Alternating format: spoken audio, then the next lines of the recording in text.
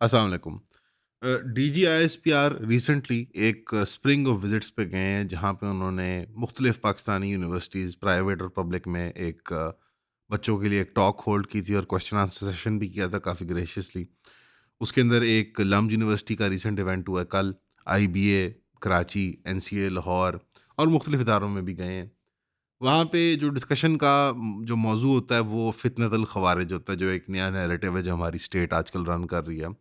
फ़ितनतुल ख़वारिज एक ऐसा फ़ितना है कि जो कैच ऑल फ़ितना है, जो हर कोई स्टेट को मज़हबी, सियासी, समाजी तौर पे कोई उनकी लाइन को टो ना करे, उनसे कोई इख्तिलाफ़ करे, तो वो एक कैच ऑल टर्मिनोलॉजी है। प्राइमरीली तो वो टीटीपी और खैबर के जो डिसिडेंट्स हैं मज़हबी, यानी रुझान के, जो एक पश्तून तहरीकें कह लें आप उनको या आप मज़हबी तहरीकें कह लें, प्राइमरीली तो उनके लिए इस्तेमाल किया जाता है और उनके खिलाफ वायलेंट क्रैकडाउन भी हो रहा है और एक ऑपरेशन चल रहा है खैबर के अंदर।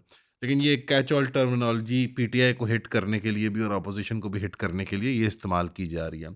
और ये इसका तसव्वुर यही है, हमारे चीफ साहब भी इसकी बात करते हैं, प्राइम मिनिस्टर शहबाज शरीफ अगर यूएन में जाएँ तो वो भी ज़िक्र करते हैं कि हम फ़ितनतुल ख़वारिज से लड़ रहे हैं।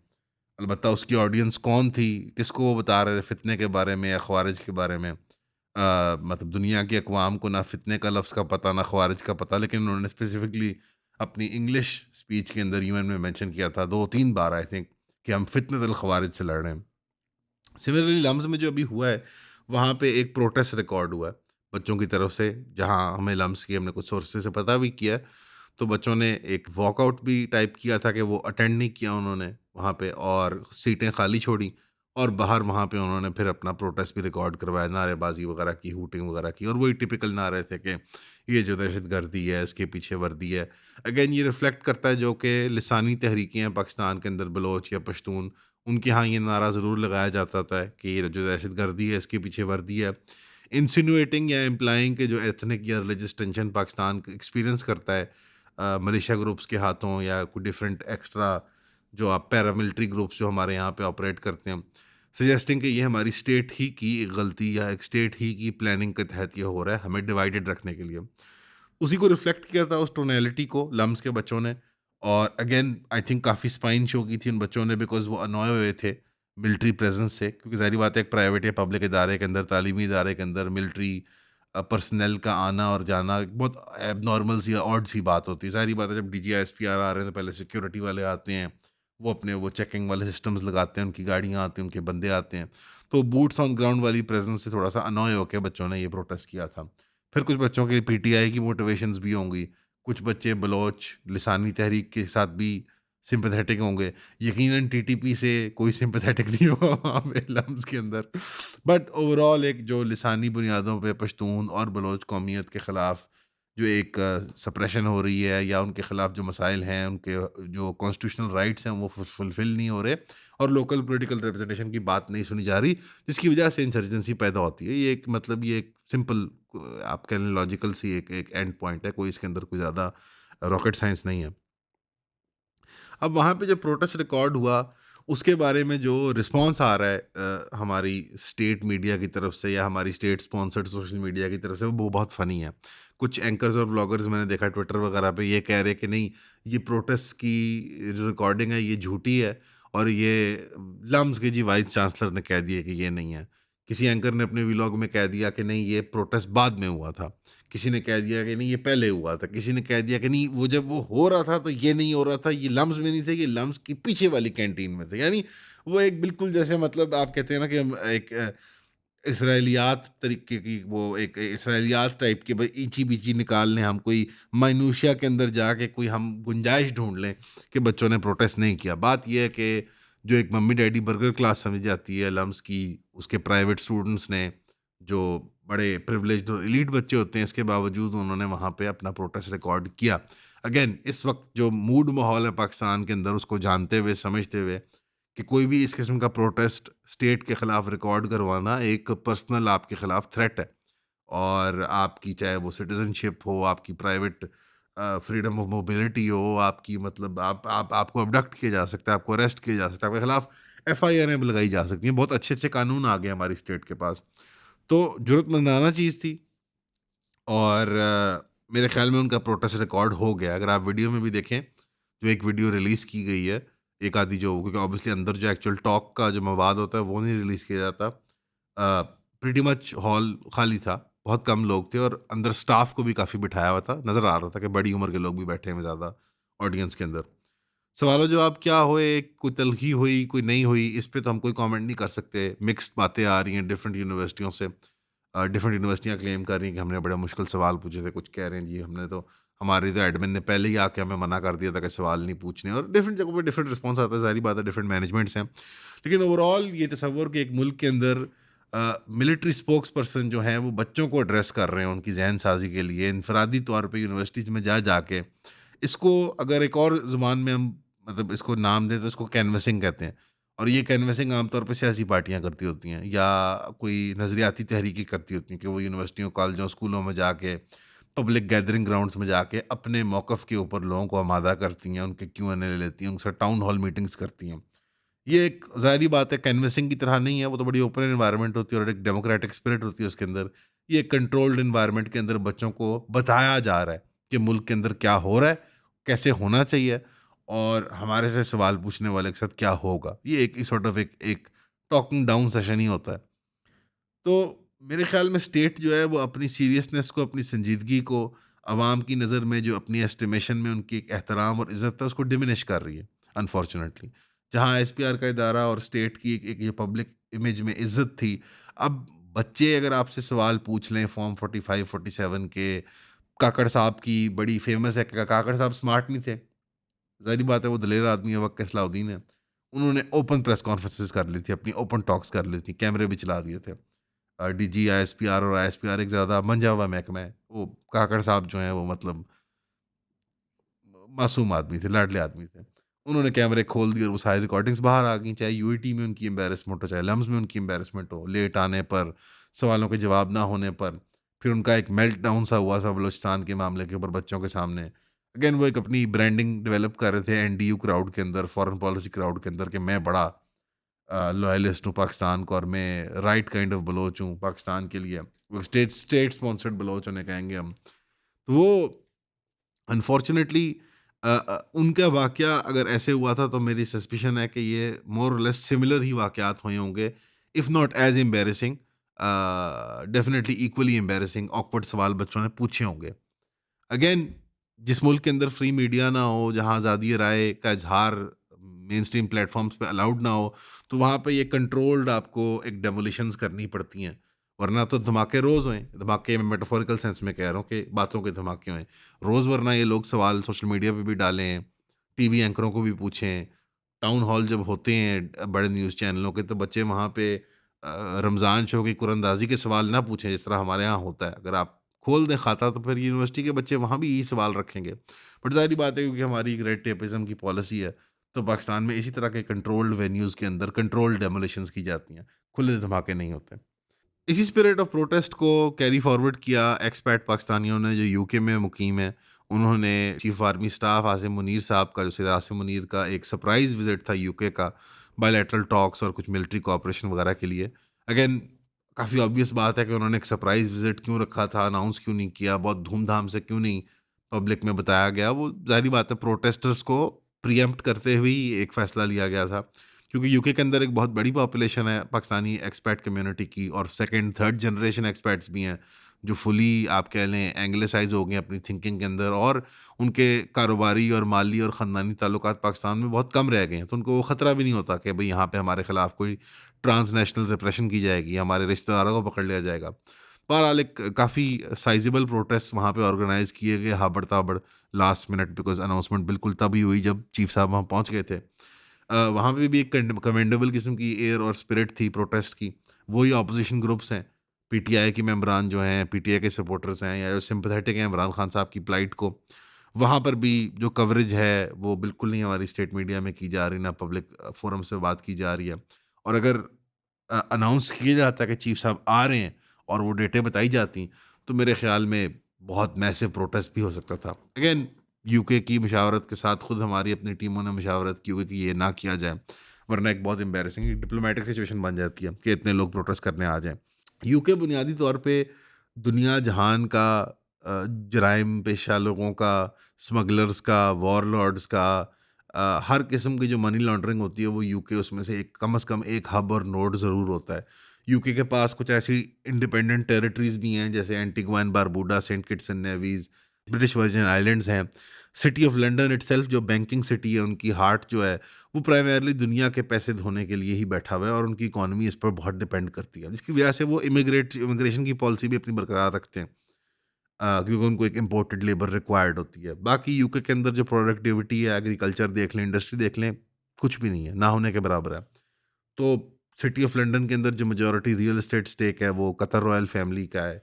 इसी तरह आप वहाँ देखें तो पूरे-पूरे प्लाज़े रशिया और यूक्रेन की जंग के बाद पूरे-पूरे प्लाज़े रशियन और यूक्रेनियन वॉरलॉर्ड्स और पॉलिटिशियंस और इस तरह के कैरेक्टर्स के पास हैं।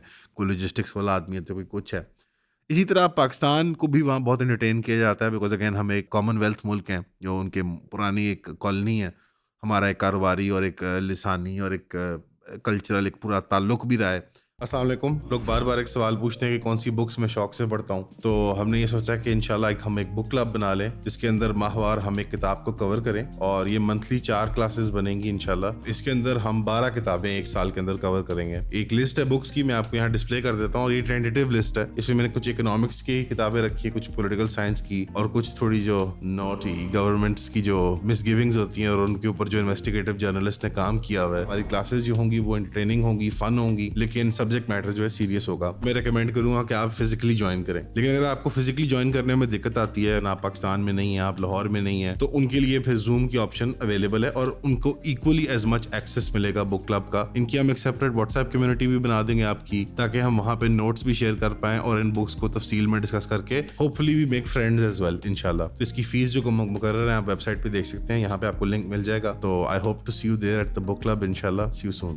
प्लस हमारे बड़े हुक्मरान, civil politicians, military leadership, civil bureaucracy, businessman, वो वहाँ बहुत इन्वेस्टमेंट करते हैं रियल एस्टेट के अंदर, उनकी उनकी उनकी बैंकिंग सेक्टर के अंदर वहाँ फ्रेंचाइजेस खरीदते हैं। मुझे याद है मैं पहली बार इंग्लैंड गया था तो मेरी उम्र थी 12-13 साल। तो वहाँ पे मुझे एक बंदे ने सबवे रेस्टोरेंट दिखाया, जो ये सबमरीन सैंडविचेस नहीं होते, ये जो बर्गर टाइप बनाते हैं।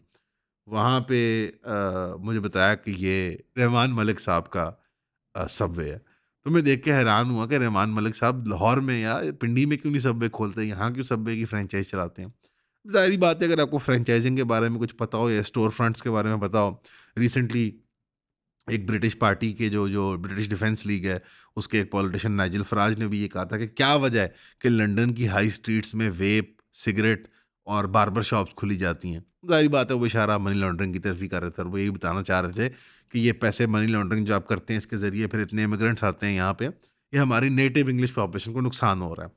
तो मेरा सारा ये कहानी सुनाने की आपको क्या मकसद था कि इंग्लैंड जो दुनिया का लाइबल लॉ का एक टूरिज्म हब है, लॉसूट्स का एक लॉसूट टूरिज्म बहुत होता है यूके के अंदर और दुनिया जहान का पैसा धुलने आता है, लॉन्डर होके, ड्रग्स, वॉर, हर किस्म का काम होता है।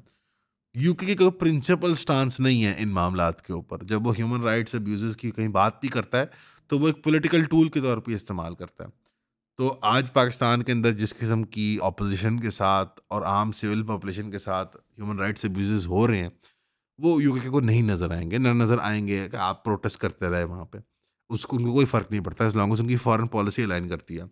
सिमिलरली यूके अब अपनी इंडिपेंडेंस चाह रहा है अमेरिकन डॉलर हेजेमनी से और अमेरिकन नेटो अलायंस से। उन्होंने ये ईयू में भी थोड़ा इज़हार किया, ईयू से अलहदगी करके और अब यूक्रेन की जंग पे अपने स्टांस में डबल डाउन करके, हालाँकि अमेरिका और अमेरिकन डीप स्टेट ने अब यूक्रेन को अबैंडन कर दिया। डोनाल्ड ट्रंप ने तो इस हद तक कह दिया कि ये एक डिक्टेटर है ज़ेलेंस्की और हम इससे पैसे वसूल करेंगे अपने। पहले उन्होंने सॉफ्ट बात की थी जब वो इलेक्ट हुए थे फ़ौरन, जब ये अभी swear-in हुए थे, उन्होंने कहा था कि हम मादनियात के कॉन्ट्रैक्ट्स इनके साथ कर लेंगे ताकि हमारे जो बिलियंस ऑफ डॉलर लगे हैं, उसके एवज़ हम कोई इनके यहाँ कॉन्ट्रैक्ट्स ले लें। तो जब ज़ेलेंस्की ने सख्ती दिखाई उसके ऊपर और उसने बदमाशी दिखाई अपनी, क्योंकि ज़ेलेंस्की जो है वो बैंक कर रहा है कि वेस्टर्न यूरोप अपनी खाल बचाने की खातिर जो है वो यूक्रेन की जंग को बैक करता रहेगा, रशिया के खिलाफ एक अग्रेशन जारी रखेगा। और यूके ने भी यही इज़हार किया कि जब ट्रंप ने मना किया कि मैं अब मज़ीद इस जंग को नहीं एंटरटेन करूँगा, तो यूके ने कहा हम तो कंटिन्यू करेंगे। चाहे जर्मनी का नुकसान हो गया नॉर्ड स्ट्रीम पाइपलाइन तबाह होने से, वहाँ गैस की प्राइसें आसमान में चली गईं, चाहे यूके के अंदर एक गैंग वॉर चल रही है लंदन के अंदर इस वक़्त और ड्रग्स और होमलेसनेस और कितने-कितने एपिडेमिक्स हैं, चाहे कि यूके की अपनी कोई इंडस्ट्रियल बेस नहीं है, वो दुनिया जहान का क्रिमिनल मनी एक्सेप्ट कर, और आपको ये फिर एवन फील्ड वगैरह ये चीज़ें समझ भी आती हैं कि ये फ्रांस यूके में ये क्यों ऐसे है कि हमारे बड़े, ये हम सिर्फ नहीं हैं, ये अफ्रीका के बड़े वारलॉर्ड और पॉलिटिशियन पूरी दुनिया जहान के उन्होंने इकट्ठे किए हुए हैं और अपने बाजार की जीनत बनाए हुए हैं।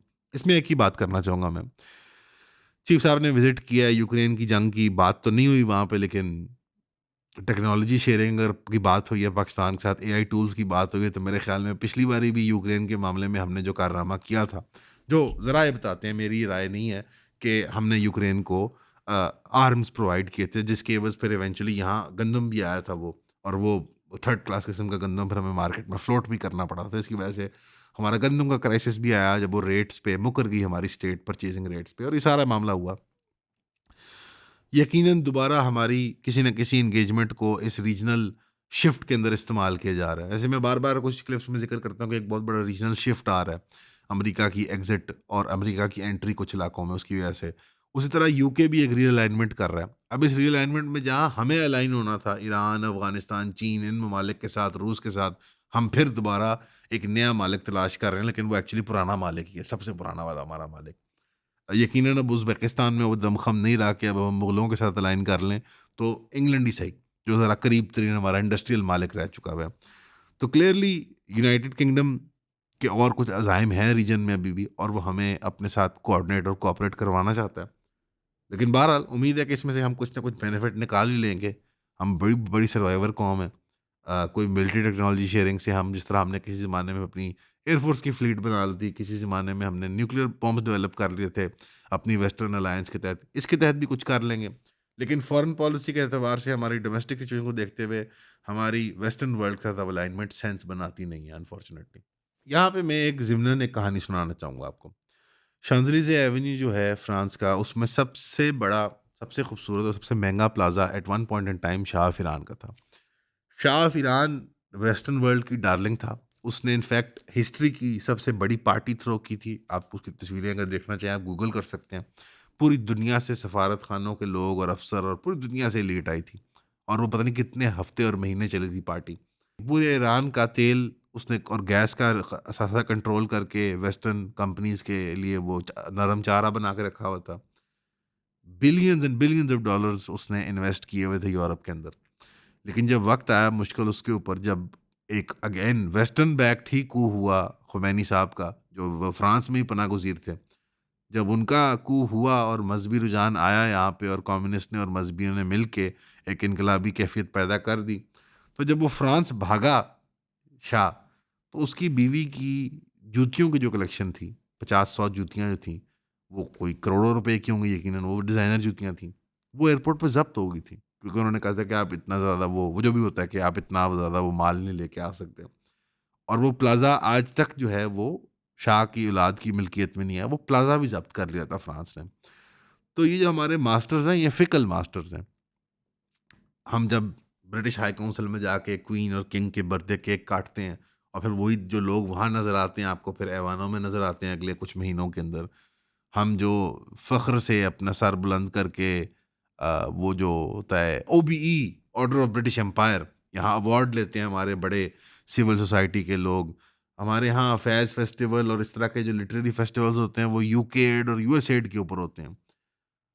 कुछ देर हम गुलछर्रे मना लेंगे, कुछ देर आप इनफ़रादी तौर पे बहुत मज़े करेंगे, लेकिन लॉन्ग टर्म ये मुल्क तबाह हो जाएगा। क्योंकि ये लोग जब जब दिल करता है आपको ऐसे अबैंडन करते हैं, ऐसे अबैंडन करते हैं कि लक पता जाता है।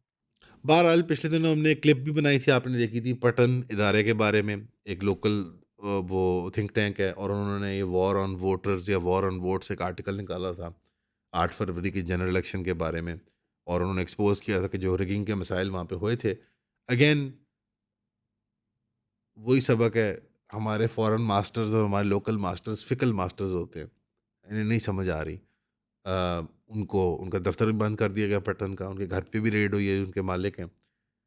ये सब चुप करा के कुछ होता नहीं है।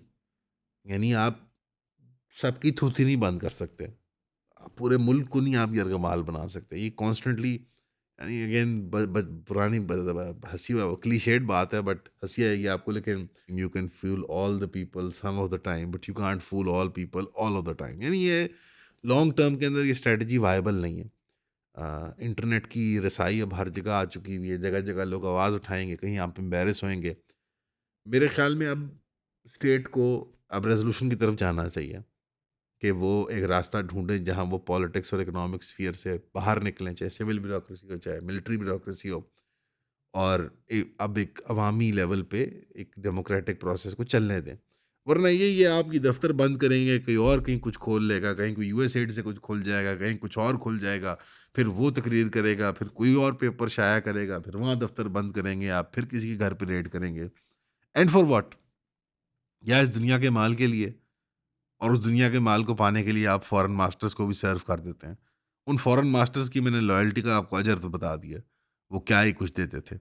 वो आज तक एक एक अच्छा ज़माना था जब 60s में हमारी वर्ल्ड वॉर 1 और 2 की जो हमने खिदमत की थी हमने बरतानवी ताज की, उसके लिए हमें वहाँ आने दिया गया था। आज वो भी नहीं वो बर्दाश्त कर रहे हैं। वो कह रहे हैं कढो ना सारे अनु बाहर। ये चीज़ें लास्ट नहीं करती। 50 साल, 20 साल, 30 साल, 60 साल। इसी तरह पाकिस्तान ने अगर टाइम टपाना है तो ठीक है, यही करते रहें।